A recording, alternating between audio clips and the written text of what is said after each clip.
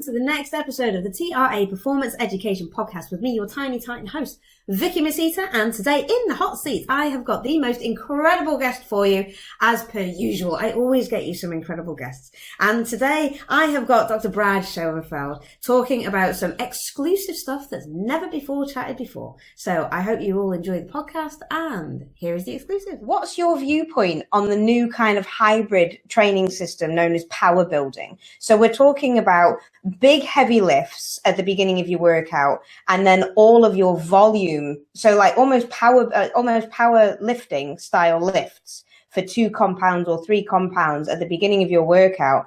And then the remainder of your workout is made up of all of your volume work and accessory work in bodybuilder fashion.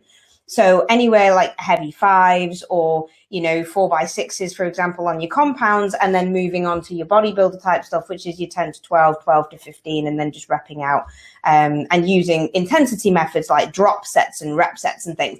Now, these sessions are going to go on for like 2, maybe 2.5 hours. So what's your viewpoint on that? Because we're kind of missing the mind-muscle connection from the powerlifting side of things, but gaining the strength and the neurological adaptations.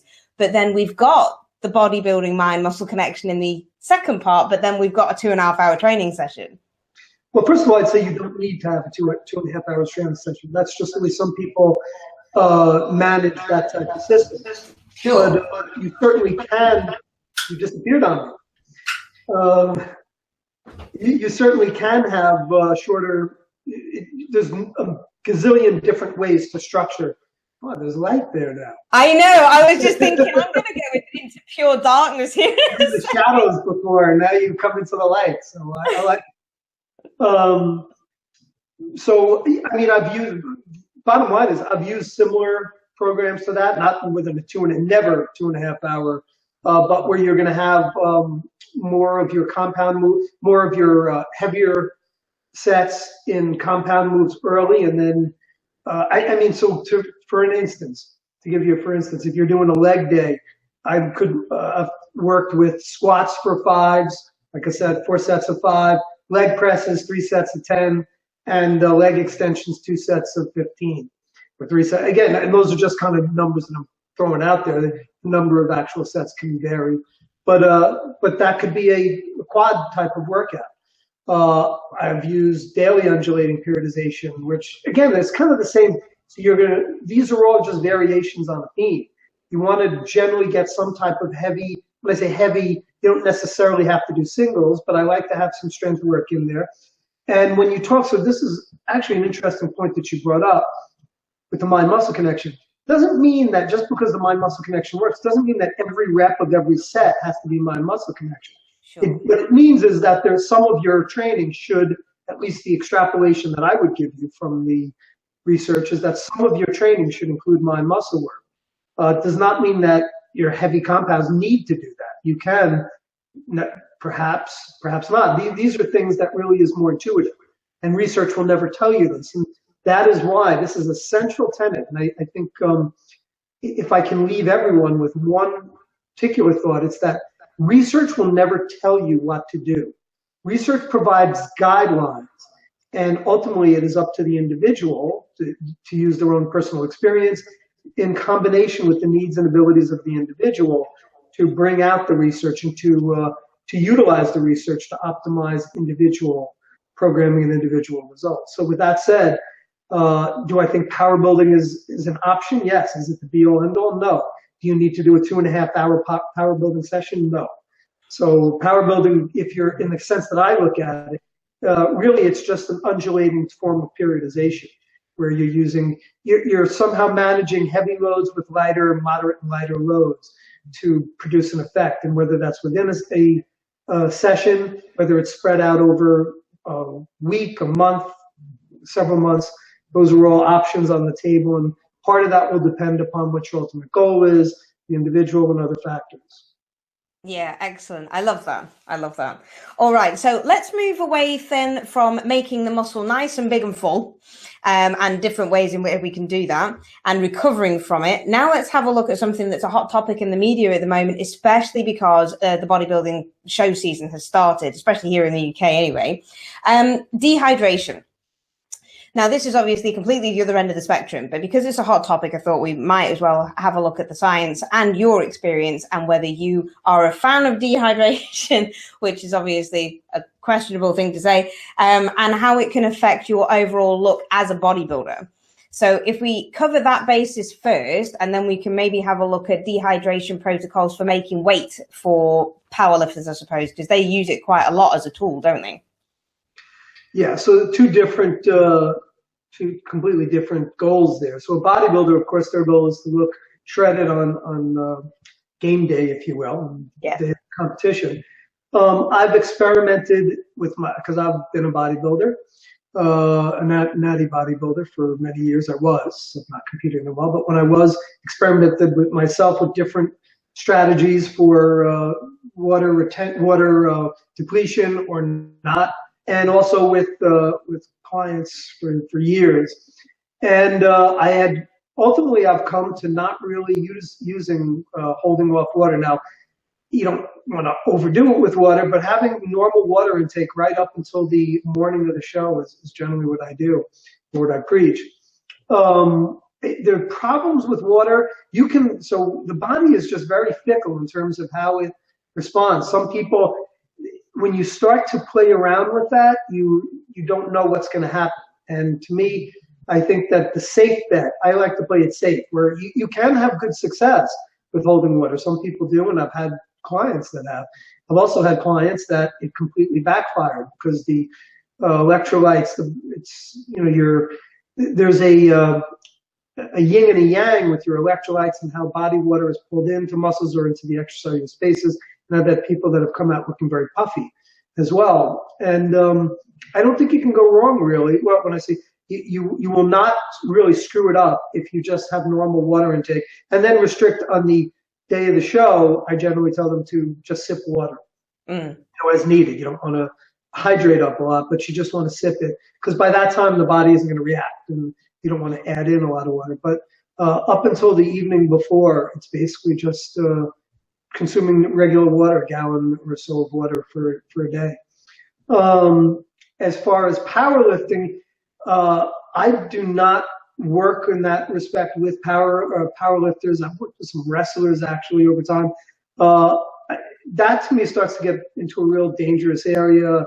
The types of depletion that they've used, it's dangerous even, first of all, just from the health perspective, because they do water depletion to real extremes, where saunas, and more so, where if you don't want to talk about the health or just discounting that, the performance aspect, bodybuilders are, you can pose, basically if you're depleted, you can end up posing through things.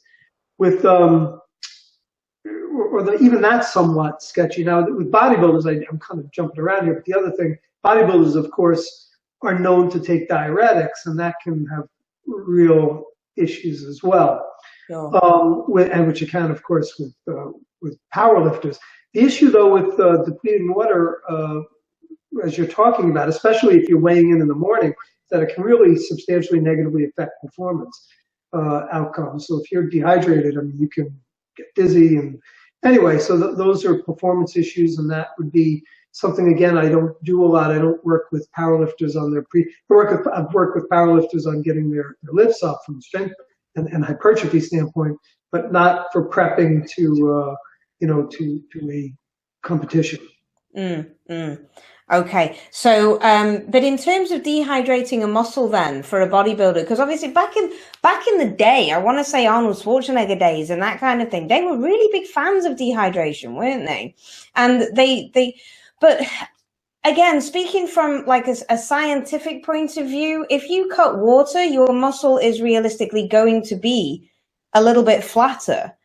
But anecdotally, speaking to a lot of people, they've used dehydration methods and it's worked very well for them. Now, whether or not it's different between natty bodybuilders and enhanced bodybuilders, I'm not particularly sure, because I don't work with a lot of enhanced bodybuilders, if I'm honest. But I mean, what about your particular anecdotal evidence? Have you used dehydration, or known of bodybuilders even back in the day to use dehydration to their, to optimally use it, I suppose? Yeah, well, as I mentioned, so I've used those strategies in working with clients with all sorts of bodybuilders. Sometimes it works very well. Now, just from a logical standpoint, so again, the body's response is going to be very individual, and that's kind of the issue here.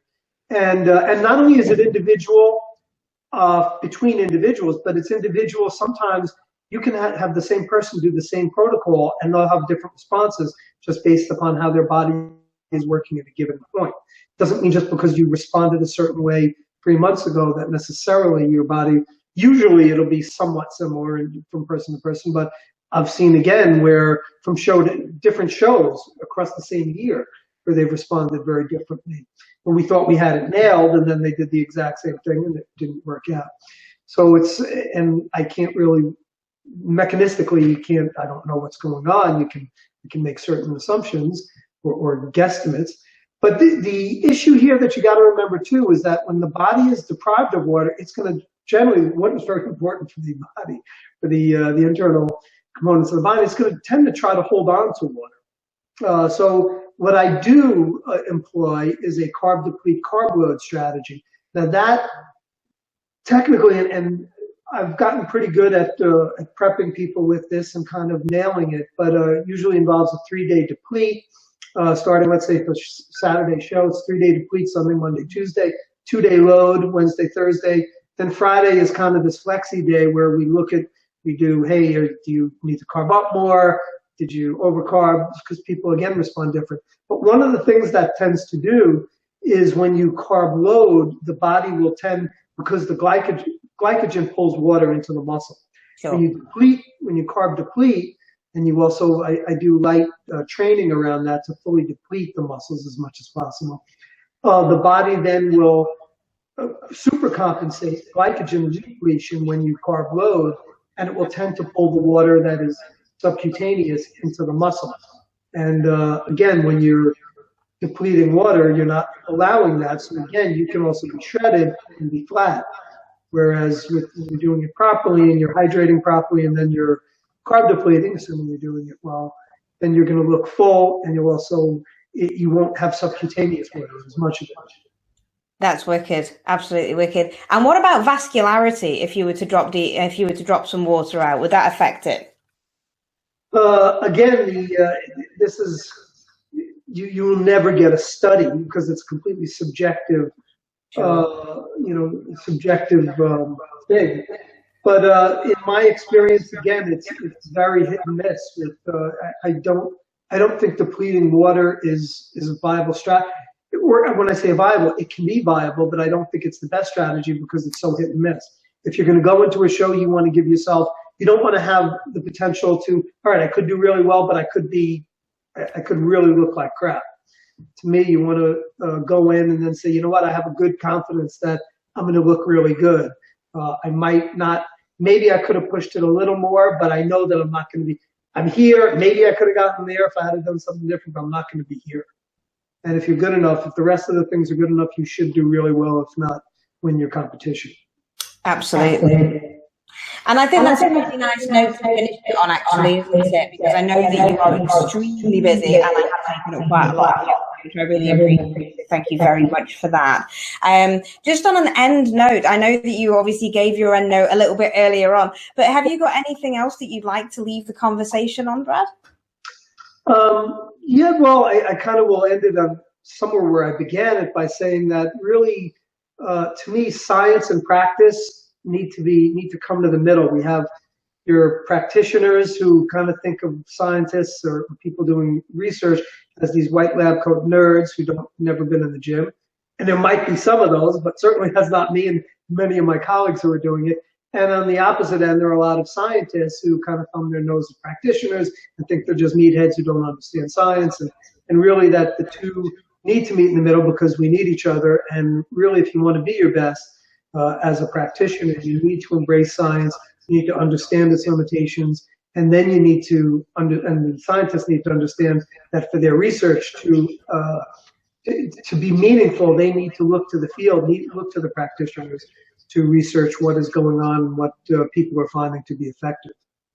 Lovely. I really like that. So, Brad, then very finally, can you just give the audience exactly where they can find you, where they can find your research, and where they can obviously donate to fund the deload research that we were talking about? Well, yeah, I need to get a GoFundMe page, but I don't have that. But yeah, I have a website. It's called Look Great Naked. Not Look Good Naked. I hear that is a site that you might want to visit. I wouldn't advise it, but Look Great Naked, and I have all sorts of free content. I have a blog that I do post on. I'm trying to post more now too. I'm all over social media. That would probably be the best thing. Twitter, Instagram, and Facebook, very active. You can just search for me. You'll find me very easily.